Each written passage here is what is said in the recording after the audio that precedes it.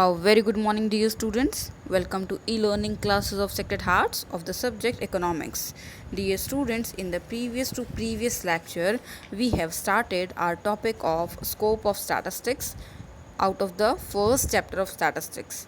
And in the scope of statistics, there were three headings. The first one was the nature of statistics, second the subject matter of statistics, and the third and last is the limitation of statistics. If we talk about the nature of statistics, then as per the Tippist, statistics can be considered as the science as well as an art because it is containing the characteristics of both. Thereafter, if we talk about the subject matter of statistics, then it was bifurcated into two parts: descriptive statistics, which includes the study of methods related to collection, presentation, as well as analysis of data. And thereafter, the second element was the inferential statistics. It is considered with or included with all those methods which are involved with the interpretation of the conclusions. After that, the third element was the limitations of statistics under the scope of statistics. In this, we have discussed about the different limitations such as study of numerical facts only, study of aggregates only, homogeneity of data, that means similarity of data is an essential requirement, results are true on average only, and then without reference result may be proved wrong, and the last that it can be used by some experts only. After this, today we are going to conclude or finish the chapter with the last topic, that is the what does statistics do, or we can simply say functions and importance of statistics. So let's get started about the last topic of the chapter.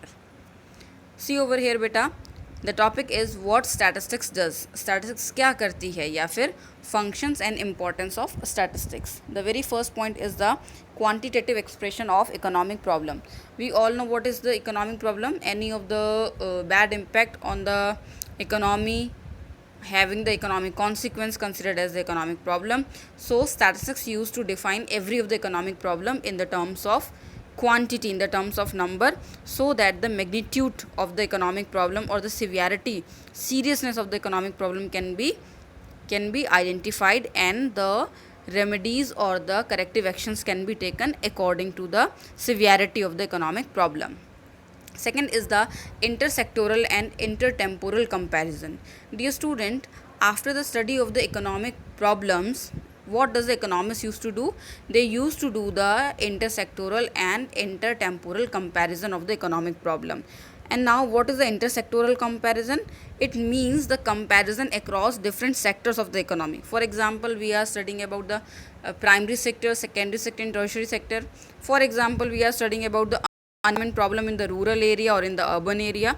It will be the intersectoral. That means comparison between different sectors of the economy. एक economy के different sectors को जब हम लोग compare करते हैं तो उसको हम लोग इंटर सेक्टोरल कंपेरिजन कहते हैं. After that the inter temporal comparison, it means understanding the change in magnitude of the problem over the time. जब हम लोग किसी इकोनॉमिक प्रॉब्लम की फ्रीक्वेंसी को या उसकी टेंडेंसी को ओवर द टाइम पीरियड क्या करते हैं, कंपेयर करते हैं, then it is known as inter temporal comparison. For example, the level of unemployment in India in 2010 and the level of unemployment in India in 2020. तो हम लोग क्या कर रहे हैं, सेम सब्जेक्ट मैटर को स्टडी कर रहे हैं but in the different time period. Subject matter same क्या है, अनएम्प्लॉयमेंट. टाइम पीरियड डिफरेंट कौन कौन से हैं, 2010 and 2020 are the different time periods.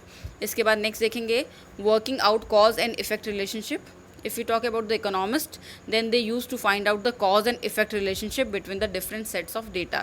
जो economist होते हैं वो क्या करते हैं, cause और effect relationship को find out करते हैं among the different data, and by the diagnosing the cause and effect relationship, they used to diagnose or they used to suggest the remedies of the economic problems. यहाँ पे एक example लिया इसमें देखें. If through statistical study the economist come to know, अगर suppose करते हैं कि इकोनॉमिस्ट जो थे उन्होंने एक स्टडी करी और through the study they come to know that जो डिमांड डिक्रीज़ हो रही है इकोनॉमी में, that is investment in the economy. जो डिमांड डिक्रीज़ हो रही है इकोनॉमी में, इसकी वजह से जो इन्वेस्टमेंट है वो भी डिक्रीज़ हो रहा है. ठीक है. And now what they will do, they will suggest some of the actions, some of the remedies to the government, जिससे कि लोग डिमांड क्या करें, इंक्रीज करें. And if the demand will increase then investment will automatically increases. तो ये क्या है आपका कॉज एंड इफेक्ट रिलेशनशिप, कि अगर डिमांड बढ़ेगी तो उसका इफेक्ट क्या हम देखने को मिलेगा, जो इन्वेस्टमेंट है वो भी इंक्रीज होगा. नेक्स्ट देखिए, construction of economic policies, theories. If we talk about the economic theory, then it refers to established statistical relationship between different sets of statistical data, offering conclusions of economic significance. Economic theories क्या है बेटा?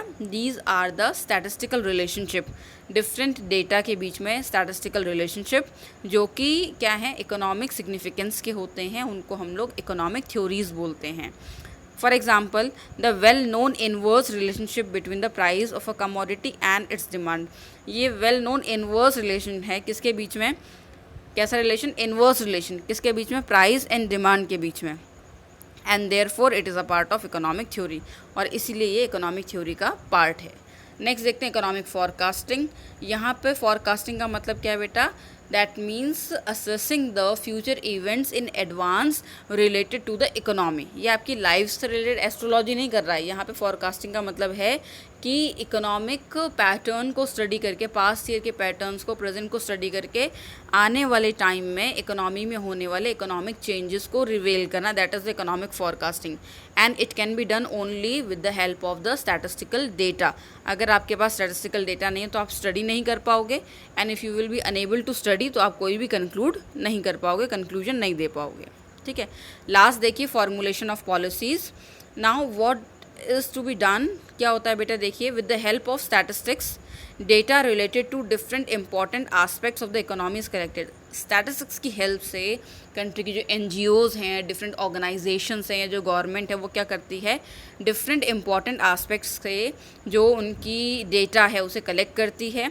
And on the basis of these data, और इन data के basis पे जो government है वो policy create करती है. चाहे हम गवर्नमेंट की बात करें या गवर्नमेंट हम लोग रिप्रेजेंटेटिव फिनेंस मिनिस्टर या पॉलिसी मेकर जो फिनेंस मिनिस्टर के अंडर में वर्क करते हैं उनकी बात करें, तो ये सब जो भी पॉलिसीज़ फ्रेम होती हैं किसके बेसिस पे होती हैं, दीज आर क्रिएटेड और formulated on the basis of statistical data. इसने यहाँ पे एक छोटा सा एग्जाम्पल ले रखा है. For example, accordingly tax rate are fixed to get maximum possible revenue with the minimum possible discomfort to the people. उसने एक एग्जांपल लिया इतनी सारी पॉलिसीज़ में से. उसने टैक्स पॉलिसी की बात करी कि गवर्नमेंट क्या करती है, सब कुछ डायग्नोस करने के बाद टैक्स पॉलिसी को इम्प्लीमेंट करती है, ताकि जिससे ऑब्जेक्टिव क्या रहता है, जिससे गवर्नमेंट का रेवेन्यू मैक्सिमम हो सके, लेकिन जिससे लोगों को जो डिस्कम्फर्ट है वो भी क्या हो, मिनिमम हो. So this is all about today we have discussed about the functions और the importance of statistics. In that we have discussed about quantitative expression of economic problem, intersectoral and intertemporal comparison. Third, we have discussed working out cause and effect relationship. Fourth, that is the construction of economic theories. Fifth, economic forecasting. And last but not the least, that is the formulation of policy. This is all about today as well as about the first chapter of statistics. God bless you all. Lots of love.